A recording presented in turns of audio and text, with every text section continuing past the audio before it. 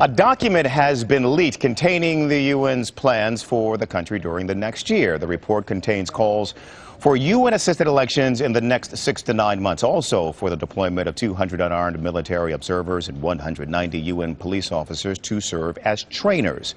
Law and order is one of the UN's main concerns, and it is pushing for the creation of an interim government ahead of the polls.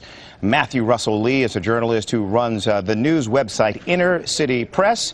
He obtained a copy of the report and has posted it online, and he joins us now from the United Nations in New York. Matthew, good to speak with you. Put this into context for us, this document. Sure. Is it just a working document that is bound to be changed, or something more?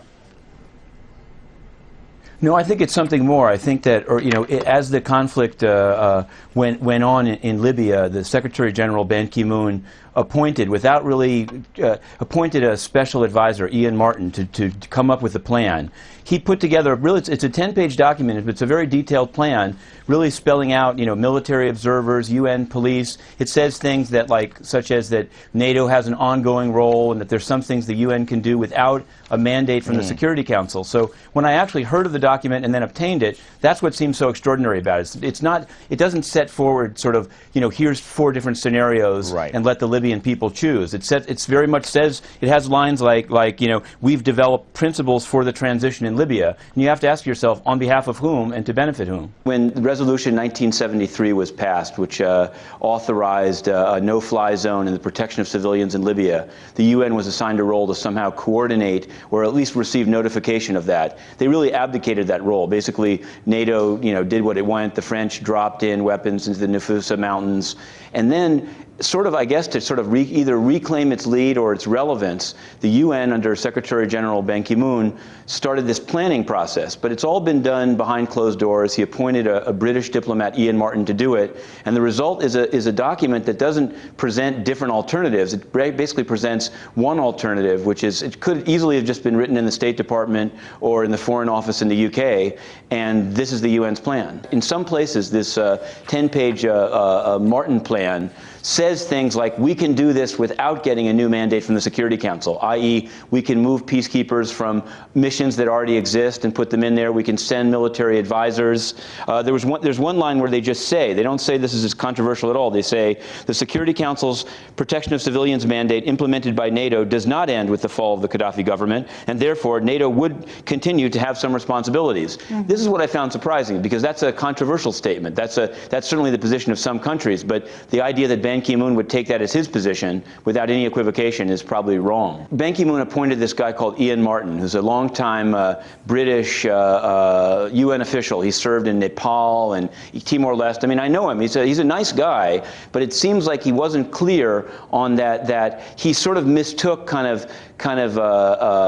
the UN wants to have a role in Libya. I mean, there are various UN agencies, like even the UN Office of Drugs and Crime is in the report, is wanting to send people, and so is UNDP. So he sort of harnessed the energy of kind of bureaucrats that just want to be in the center of action and see Libya as this sort of great opportunity, maybe even as careerists to sort of further themselves. But it ends up being an agenda that really takes sides, and I think that ever since it came out, they tried to say to me it's not a UN document. Now they've said it's a working document. But my own reporting among the people that prepared it is, not only is this document a sort of a take it or leave it, this is a UN plan, even when the UN was purporting to try to mediate between the rebels and the Gaddafi government of the time, the UN just showed up and said, here's our idea. Instead of listening to both sides, who knows whether the mediation could have been successful. But they sent this guy called Al-Khatib, and it's sort of, I think this is not a fine day for UN